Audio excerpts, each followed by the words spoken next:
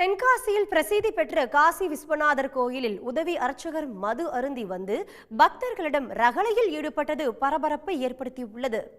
காசி விஸ்வநாதர் உலகம்மன் கோயிலில் மடப்பள்ளி பொறுப்பாளராகவும் கோயிலில் நடக்கும் பூஜைகளில் உதவியாளராகவும் இருந்து வரும் ராஜாராமன் இரவு பணியின் போது மது அருந்தி வந்ததாக கூறப்படுகிறது.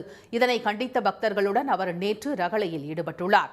தினமும் மது அருந்திவிட்டு அவர் கோயிலுக்கு வருவதும் பக்தர்களுடன் தகராறு செய்வது குறித்து பலமுறை நிர்வாக அதிகாரியிடம் புகார் அளித்தும் நடவடிக்கை எடுக்கப்படவில்லை என கூறப்படுகிறது. இதனை அடுத்து பக்தர்களே அவருக்கு தோப்பு கரணம் போட சொல்லி நூதன தண்டனை வழங்கியுள்ளனர். இதையடுத்து பக்தர்களிடம் இனி இவ்வாறு நடந்து கொள்ள மாட்டேன் என்று ராஜாராமன் மன்னிப்பு கூறியுள்ளார். இந்த சம்பவம் சமூக வலைதளங்களில் வேகமாக பரவி வருகிறது.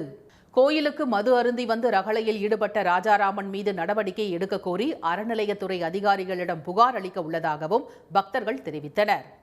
உடனுக்குடன் செய்திகளை தெரிந்து கொள்ள சன் நியூஸ் பெல் ஐகானை கிளிக் பண்ணுங்க.